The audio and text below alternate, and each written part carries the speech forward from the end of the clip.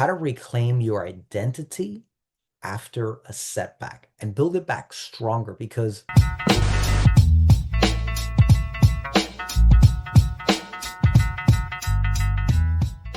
welcome to the Against the Herd podcast, the podcast for high performers who refuse to settle for the easy answer, the quick fix, or surface level success. I'm your host, Armando Cruz, and today we're going to talk about something deeply personal and honestly, something most high achievers are afraid to admit.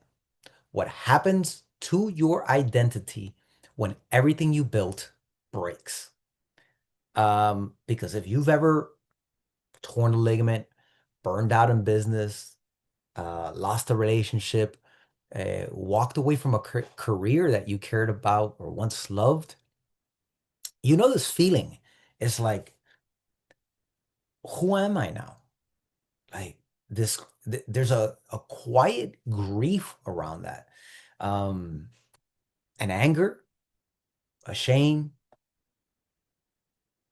There's like a certain level of silence that sometimes is deafening that you're like, you don't even know what to think of it. It's very difficult, very disorientating.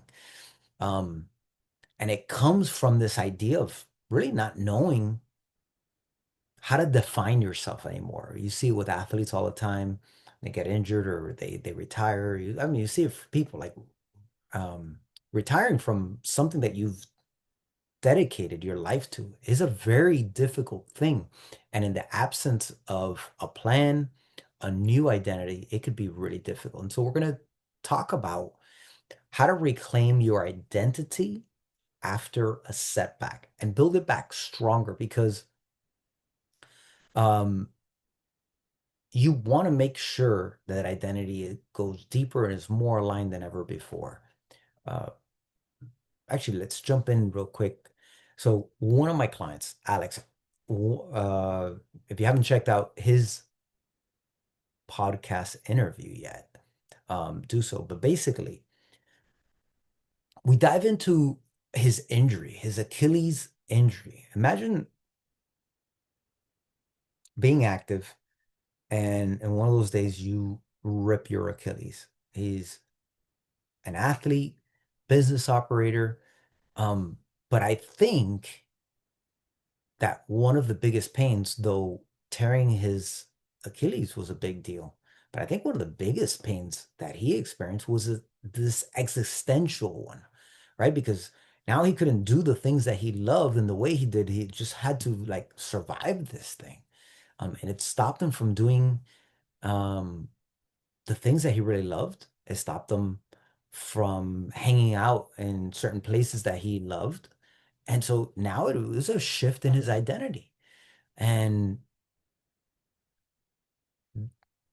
while the injury to the tendon was painful and difficult, it was the loss of who he thought he was that I think was the deeper cut, the deeper cut, the that sensation that you feel deep in the heart, right? No movement, no performance, no momentum.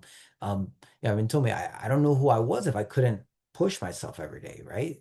And maybe that sounds familiar to you. It's one of the things that I hear so much from high performers is this concept of like, in order for me to be living, I gotta be pushing. And it's scary when you can't. It's very like, what do I do? What do I do when you can't do that? I know it happened to me. Um, there's a period, when I ran in college, I was running 13 times in a week. I ran Monday through Saturday twice a day, and then Sunday a really long run, right? And the amount of focus and time that I had dedicated to this was significant. When I graduated and I became a regular person, right?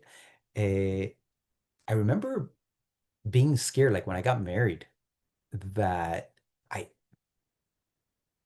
I was afraid to go back to that. In other words, I was afraid to start training again because I stopped running for a bit.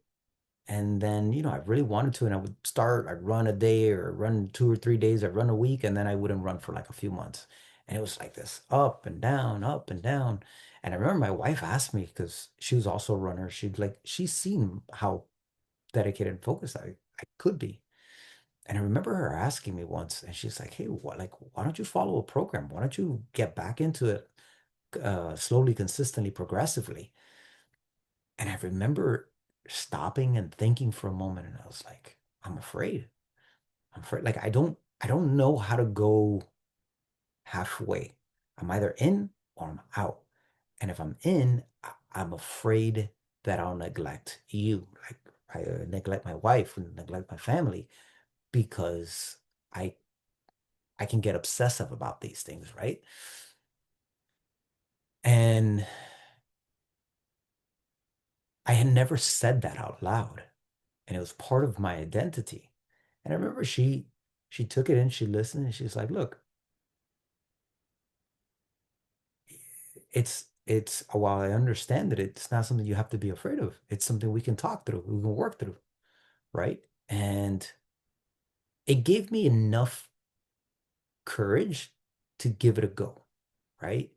Um, but when your identity is entirely built on what you do, injury, failure, or a change can really kind of strip you of that self. And that's a trap. And it's one of those themes that I see with high performers often enough that we can have this conversation, and I think you'll understand what I'm talking about. Um, we confuse often function. I think that's the word that I want to use, right? We confuse function for identity, right? Your identity and your function are separate things. Like we believe if I'm not running fast, I'm not valuable. If I'm not building something, I'm falling behind. If I'm not producing, I'm not enough. That's a dangerous lie. Those things are important. They can be helpful, but they are a lie. That dichotomy is actually it's a false dichotomy. That separation of if I'm not this, then I'm not that. Like if I'm, like if I'm not building something, I'm falling behind. Well, there's periods where you need to stop, observe, and you can't be building. There's a time for watching, for observing, and that observation can serve you leaps and bounds, right? So when life forces you to slow down, it can feel like you don't exist. Like, hey, I don't know this person. And I know that, there's been like I just shared one right now, but like I, I think it's important like to make that understanding of if if you've gone through, you understand what I mean. Like this I when you're used to pushing and grinding and it, when it all gets taken away, it's very difficult. There was another time when actually it was my sophomore year in college. Again, it's training hard, and all of a sudden I started seeing double. And I went through the day. I remember walking across campus and I was running into parked cars as I was walking because my vision was double and I couldn't like navigate properly. And I was bumping into things. And I remember calling my mom. I was like, "Hey, I'm seeing double." In hindsight, this sounds silly now, but I was like, I think I'm gonna just drive home and call it a day." She goes, "What? No, we got to take you to the hospital." And I was like, I'm, I don't want to go to the hospital. She's like, "Look," I go, "It's probably going to be nothing." And she goes, "Listen, I'm going to get out of work. I'm going to pick you up. We're going to go to the hospital. We're going to we're going to figure out what's going on." And I'm like, "Mom, come on, don't waste, like, I don't want you to waste your time. I don't want you to waste my time." She goes, "Listen, I want to waste this time. I would rather go over there and then tell me it's nothing, you're good, than not do it and it be something more severe, right? And moms know best. So she picked me up, we went there, and it was scary. It was scary because they didn't know at first what it was. They realized that my brain stem had swelled up. They didn't know what was causing that. They thought I had MS. And so imagine the news of the doctor saying, "Hey, we're not 100% sure, but it looks like you have MS, multiple sclerosis." So you're you're basically being given this sentence of, hey, you're a top level athlete, a Division 1 collegiate runner, and now they're giving you the news that you may have this disease that will basically paralyze you, and essentially most people end up dying from suffocation because the muscles around that help you breathe can't can't activate enough, and you essentially asphyxiate, basically stop stop breathing. You don't get enough oxygen, right? So anyways, all that to share, I was really lost during those times. Like it was a good 6 months of going back and forth, being in the hospital. I lost the rest of that season, or I lost the rest of that year, actually, when that happened. Um, and I remember like this idea of like push, push, push. I didn't know what to do with all that time. I didn't know, like everything relied on my sight that I did. Like all my identity was tied into my ability to do work, my ability to study hard, to like push the boundaries. And now I I didn't have good vision. I was very sensitive to light. I couldn't read, I couldn't watch anything. Everything hurt. And I had to come to terms. Um, my identity isn't your identity, my identity. It's not something that you achieve. It's something that you reclaim. And that's something I had to do. Uh, it's not that you need to create a new you. You need to peel back the layers of performance and protection that you've built over time and really reveal the essence, the core of who you actually are. Mm, Maybe this will help. Let's actually define a few things. Um, Performance is what you do.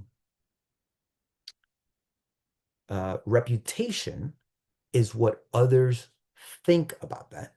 Identity is who you are when it's quiet. It's not, identity isn't the process of the doing, it's who you are in the stillness, right? When everything gets stripped away, that's where the real work begins, because it's easy to distract yourself with the things, the actions.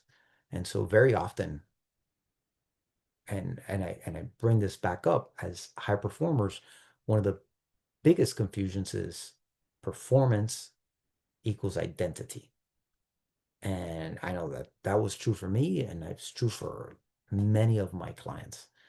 And so what needs to happen? Like how do you tap into that identity?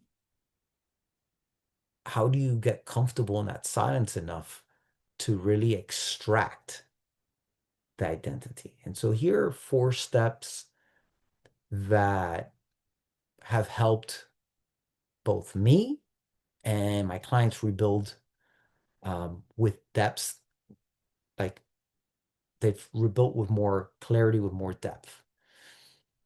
Number one, let's start with pause before you push. All right, let's think about it like this. After a setback, the instinct is to move fast. And again, for us that like to push the envelope, uh, moving is where we're like sharks, right? We can't we can't stop moving, right?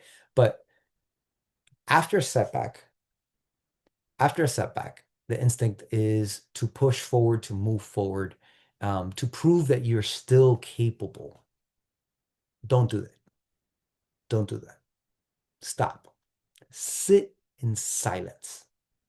This is a big ask and is probably one of the most difficult things. Ask, what is this teaching me about who I am and who I'm not? You have to pause for this. It's going to be one of the more difficult things. But if you don't pause and ask this, you're going to get lost in distraction. You're going to be like the duck that's kicking, kicking, kicking, kicking, trying to figure out how to do things or trying to swim. Okay. So number one, pause before you push. Number two, separate the role from the root. The role from the root. Um, you're not just a runner. You're not just a business owner. You're not just a dad. You're not just a mom. You're not just insert role. Those are roles. Your root identity might be a builder. It might be a protector. It might be a creator. It may be a guide. That doesn't change when your circumstances do. Those can be applied to anything in your life. And so, number one, pause before you push. Number two, separate the role from the root. Number three, find proof in the patterns. Okay. What does that mean? You've reinvented before. Like this isn't your first rodeo. Look back at your story. These pivots in your life, these breakdowns, these recoveries, they leave traces. They're the, what is it? The Hansel and Gretel that they're leaving the breadcrumbs for you to find and thread them together so you understand that your identity has been speaking to you all this time, but you haven't taken the time to pause and separate the role from the root. So now you're finding proof of that after you've extracted it. And then number four, create from wholeness, not from a wounding. Wholeness, not wounding. Don't build your next move to prove that you're back. I'm trying to think if there's a story that comes to mind. Um, so again, don't build your next move just to prove you're back. Like build through alignment. Build because you're clear. Build because you've created a certain level of clarity that's brought so much certainty that again, you're on a mission. But it's not a mission to prove you're worthy. It's not a mission to prove that you're enough. It's a mission and a version of you that's rooted in clarity on who you are, not a reactive role. I don't know if that makes sense, right? So again, you've hit that setback. You're going to pause. You're going to ask, who am I? What is this teaching about? Who am I? You're going to ask, what is this teaching about who I'm not? Then you're going to look back at your root identity, not your role. Hey, look at the things that you do, the things that you've performed, that you've excelled, that you've identified with, and now extract from that the root of that. Is that a role that you're a protector, that you're a creative, that you're a guide, that you're a builder? None of that changes because you'll see that in themes throughout your life. And then the next role, number three of that, is you're finding proof of that. You're going back, like you're rewinding the tape, right? Again, if you can remember when we had to rewind tapes, um, rewind the tape of your life and now search for evidence of these roots of who you are. Like for me, it became abundantly clear that I'm a creator. I love creating, but it's not just creating things, it's creating experiences. It's creating environments for people to succeed, to heal. Um, that was something that was like, oh, shoot, I see that all throughout my life. And once that happened, again, whether I was injured or not, it made no difference. And then now it's like, okay, how do I build back? How do I take that root and grow it into a freaking forest? Not a little plant, not a little shrub, but a freaking forest that creates the level of impact that you're used to, the level of intensity, the level of of of joy, of I don't know what else to throw in there, but like I want you to let those roots grow, or that root grow into such a powerful thing that it makes your identity of the past seem almost trivial. Um, I one of my clients, Kirsten, she's also a creative, videographer, journalist, very like just powerful the way she tells stories and so forth. And then when chronic pain hit, like doctors gave her no guidance. They just gave her medicine. It's like, look, we can't figure it out, but here, take this. Maybe this will make you feel better. Um, she wasn't able to do her job the way she wanted. It was distracting her. It was affecting her. Um, and no doubt it was affecting her identity because now, like, her routine is off. Like, the thing that she's dependent on, her creativity wasn't being able to flourish to the same degree because she was in pain. But she, like the work that we started doing, started helping her reframe some of that identity. And she started realizing that creativity wasn't dependent on her body. She found other ways to do it initially. Um, her empathy for others kind of amplified her stories moving forward. She had gone through these highs and lows, and now it's like it was another emotion, it was another level that she could be a creator and share in all her clients' stories now because she had that depth. Her clarity sharpened on what mattered, what didn't. Today, she continues to run that storytelling company, sharing that visual media for brands and other people that are looking to share their story. Her pain didn't erase her identity. It kind of gave her a moment to pause to really reveal it. And so if you've been listening to this and you've had these setbacks, physical, emotional, relational, spiritual, I want you to hear this. You are not broken. You are not behind. You are now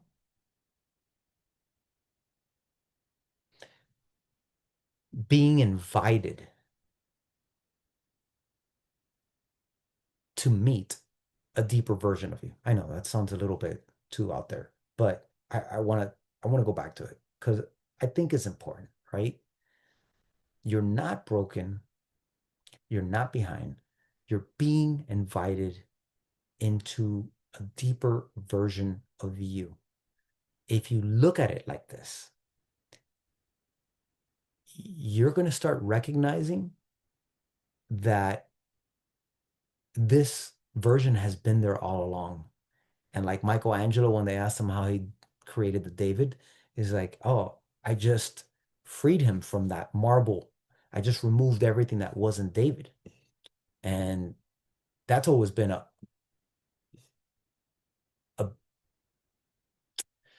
that's always been like a story that I always related with because I was like, man, that's such a mind-blowing thing. Like if you've ever seen the David and it's awe-inspiring, right? And so the imagery of that statue of David being almost imprisoned behind that stone, and you have this master sculptor as the savior, as the freer of that masterpiece. What if you could look at yourself in the same way? What if this setback was an opportunity for the master sculptor to free that masterpiece of yourself in a way that you've never experienced before? Free that version of yourself because now you've taken those steps. Don't rush the rebuilding. Don't recreate the same identity with a different costume. Pause, listen, align. Because when you reclaim your identity like the master sculptor, not from hustle, not from like, oh, I gotta catch up, trying to prove my worthiness, but from a place of wholeness, from a place of of of true art, you'll be stronger, steadier, more unshakable than ever before. I've enjoyed sharing this with you. If you'd like help with any of this, I want to invite you to head over to cruisecountry.com, schedule your pain profile analysis. We can dive in, strip the layers, get greater clarity, and build and rebuild really from the inside out.